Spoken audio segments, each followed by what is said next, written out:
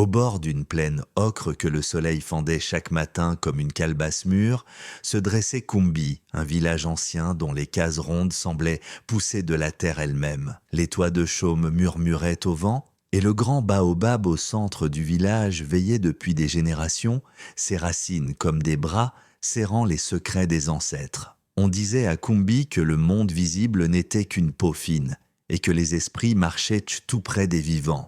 Hawa avait grandi avec cette certitude. Elle était la fille de Mbala, le forgeron, un homme respecté pour ses mains capables de dompter le feu sans jamais se brûler. Depuis la mort de sa mère, Hawa vivait dans une proximité presque douloureuse avec son père. Leur amour était discret, fait de regards et de silences partagés à l'aube, quand la brume montait de la rivière sacrée, Ndolo. Mais un matin, la rivière se tut. Plus aucun chant d'oiseau, plus aucun clapotis, l'eau était là, immobile, sombre comme un œil fermé. Les anciens se réunirent sous le baobab. Les femmes cessèrent de piler le mil. Les enfants furent rappelés dans les cases. Quand Ndolo se tait, c'est qu'un pacte a été brisé, déclara Yéré, la vieille prêtresse aux cheveux blancs comme la cendre. Cette nuit-là, Mbala ne rentra pas. Hawa partit à sa recherche avant l'aube, guidée par un rêve étrange. Sa mère, debout dans la rivière, lui montrait le fond de l'eau.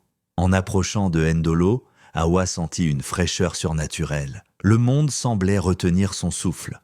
Au bord de la rive, elle trouva le marteau de son père planté dans la boue. Soudain, une voix monta de l'eau, douce, mais chargée d'une tristesse ancienne. « Ton père a voulu réparer ce qui ne devait pas l'être. » Hawa comprit alors. Des lunes plus tôt, Mbala avait forgé en secret une lame interdite, destinée à un homme avide de pouvoir. Cette arme avait rompu l'équilibre, attirant la colère des esprits de la rivière. Pour sauver le village, Mbala s'était offert en échange.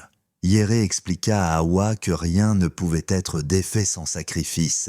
Mais l'amour familial, disait-elle, avait parfois le pouvoir de traverser les mondes. Guidée par les anciens rituels, Hawa entra dans la rivière à la tombée de la nuit. Elle n'y alla pas avec des armes, mais avec une vérité, la reconnaissance de la faute de son père et la promesse que Kumbi respecterait désormais les lois invisibles. Les eaux s'illuminèrent, les esprits apparurent, non pas terribles, mais blessés. Touchés par le courage et l'humilité d'Hawa, ils rendirent Mbala, vieilli, affaibli, mais vivant. Au matin, la rivière chanta de nouveau. Mbala ne forgea plus jamais d'armes. Hawa devint la gardienne de la mémoire du village, celle qui rappelait que tradition et spiritualité ne sont pas des chaînes, mais des équilibres fragiles à honorer. Et à Kumbi, on enseigna désormais aux enfants cette vérité.